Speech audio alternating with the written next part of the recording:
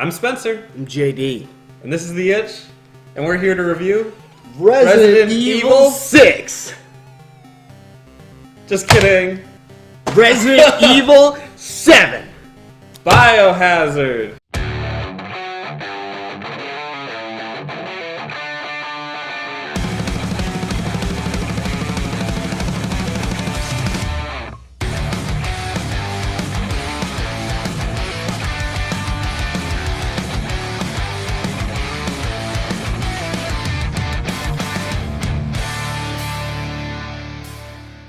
Yeah, you see what they did there? You know Yeah, what I they didn't did? see. I didn't even notice this before, but it's got the VII. No, in Japan, it's Biohazard 7, Resident Evil. Right. But what I'm saying is, That's more creative! I just didn't notice that. So, Resident Evil 7 is the next installment from the infamous developer Capcom. Turbulent. Yeah.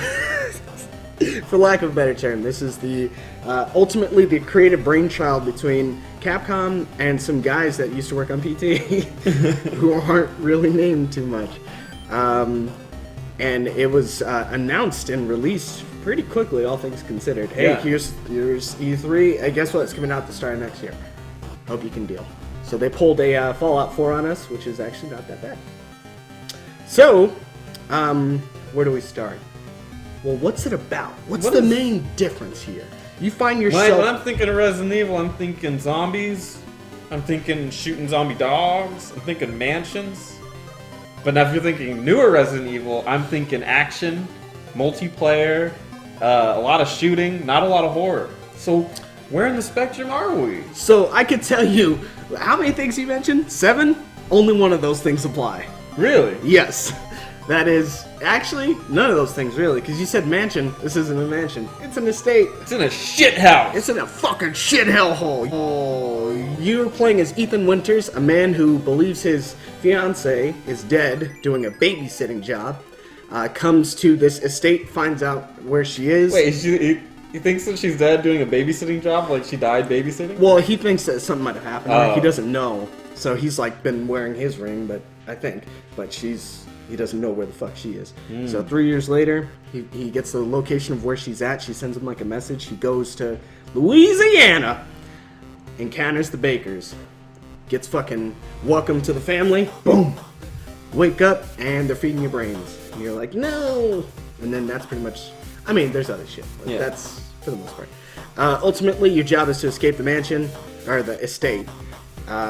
And it all takes place in Feist Poison. Ooh, spookily ookilies. Taking cues from Outlast, Amnesia,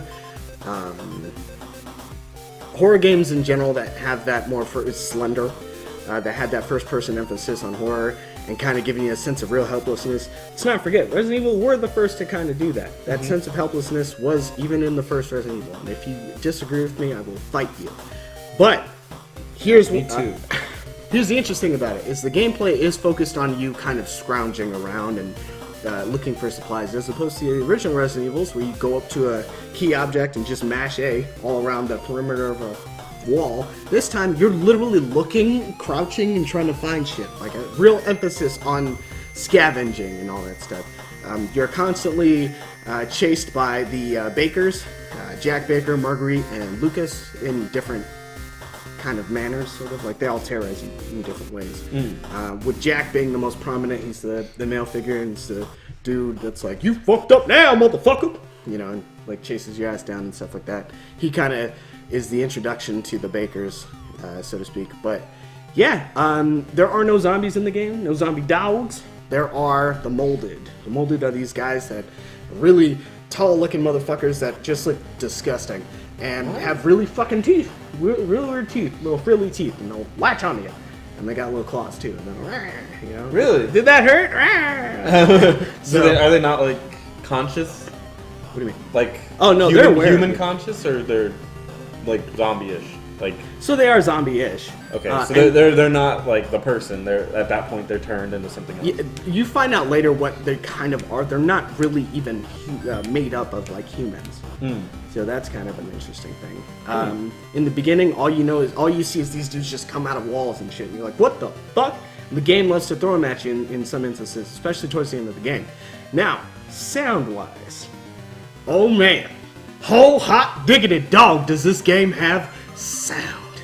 I'm talking, you got ambience, right? I can't say the word right. You got really creepy music when the bakers take notice of your presence. I found you, boy!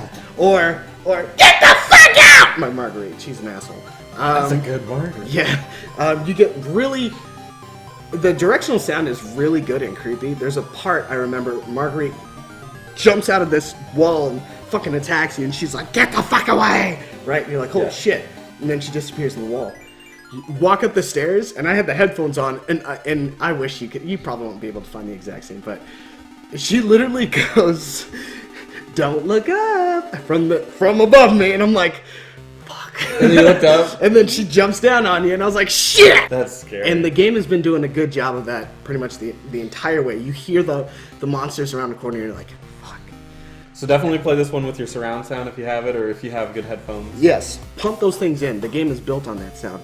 Graphically, the game looks great. Yeah, I mean, some of the facial expressions are a little bit weird. I blame more Marguerite than anything, but for the most part, graphically, the game looks great. It does an amazing job of making like really dark, fucking creepy places look all the more creepier. There's literally is there like a lot of black and white, and then you only have like a flashlight? Yeah. To guide you around? Yeah. There's the beginning of the game, even though it's the demo estate that you've already been in. When you go in there, it's during the day. There's no natural light in there, so when you walk in, it's dark, and he doesn't turn on the flashlight for a hot minute. And then you finally turn it on. I'm like, thanks, dick, you know? And then you start looking around and figure out what's going on. But the game will really, really be really fucking dark a majority of the game. You're not really going to see light all that much. Even in some of the safer areas of the game, there's one area where it's a stairway that leads down to a basement area in the dissection room. And it's just a long stairway with one light by the door. And you're just like, are you fucking kidding me? One of the best scenes is when you have to go through a child's room and kind of wander around. And they throw all the fucking cards at you. Here's a bouncy ball. Here's some window shutters opening and closing. And then it's my favorite part in the entire game. You have to go and get this key item. You have to duck down into this area and get this key item. You get it, and then you turn around, and all you see is this little girl's legs just through the little, like, the area you had to duck down. And I'm like, ah, fuck. And then you start walking there, she just books it and laughs at your ass, and you're like, oh my god. So, graphically, the game looks great. Sound, the game looks great. Surprisingly, actually pretty lengthy if you take your time, which a lot of people will the first time. How long do you say? I beat it in 9 hours. Resident Evil's usually, you can beat much quicker than that. So it is a little bit more of the lengthier Resident Evil. I mean, 6 is pretty long if you're doing everyone's scenario. 5 can be long, but like 1 and 2 and all that stuff, those can be beaten in like 3 hours. If you're sprinting, less than 3 hours. There's an achievement for beating it in 4, and I heard that there was a world record already for beating it in 1 hour and some odd minutes, which I don't know how the fuck they do. Pros and cons. Pros about this game. It's a return to horror. The game is actually pretty spoopy. There's a lot of different ways to tackle enemies. You got your grenade launcher, you got your shotgun, you got your different tools to fight people. There's a lot of backtracking, so that's kind of actually good. Makes the world seem bigger. Each boss, I actually like fighting the bosses because the bosses felt a little bit different. Jack is more of this, takes all your shots, bullet sponge. Marguerite is the creep in the shadows, come out and get you. And Lucas just likes to use other people to do his dirty work. So, I mean, well, sort of. So does the story kind of, you don't have to spoil how or at what point, but it does kind of tether Taper back into Resident Evil? Yes, it does.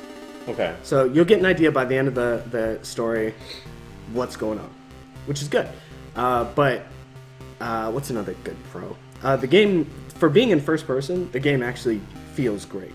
It actually feels like it should have been in first person. Because I can imagine this game being in third person wouldn't have been as scary. Were the puzzles good? There's not really too much puzzles. It's more backtracking and thinking. So a lot of times you have to pay attention to your surroundings. That's the puzzle aspect. Because if you don't pay attention, maybe you're going through an area and you're going, shit, where was that one thing at? You have to go back and look for it. I would say the coolest thing about this game is it balances the horror aspect between the avatar strength. Now we'll talk about this, but avatar strength ultimately in horror games really kills the horror. You get strong enough, you're not afraid of zombies, you're not afraid of these guys. I got a shotgun. Right, so what the game does to balance that is it gives you videotapes.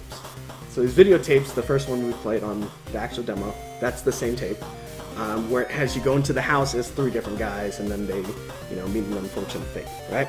Then the second tape has you playing as Mia, the wife, running around away from Marguerite before you actually encounter her. So you get to experience that horror. Even though you're playing as the shotgun guy, in the tape, it feels like a real threat again. So it's kind of cool how they balance that out. Yeah. And they definitely have no problem taking shit away from you. There's parts in the game where they go, get rid of all your items and go through this door, and you're like, fuck me. This blows. So yeah, definitely do a good job with that. Cons of this game. There are no cons. None? I don't have a single con for this game. Wow. The only con that you could ever get is by you over-exaggerating something you don't like. I legitimately don't think there's anything wrong with this game. Cool. It's a great addition, and it's also my favorite Resident Evil. Wow. What was your old Resident Evil? 4. 4? Yeah, over 4.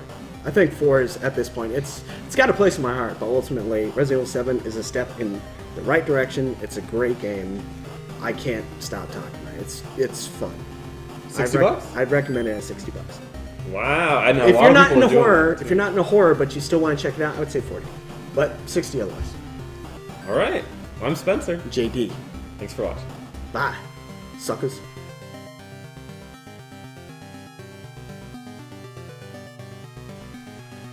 I wish we could end it with, you done fucked up, motherfucker!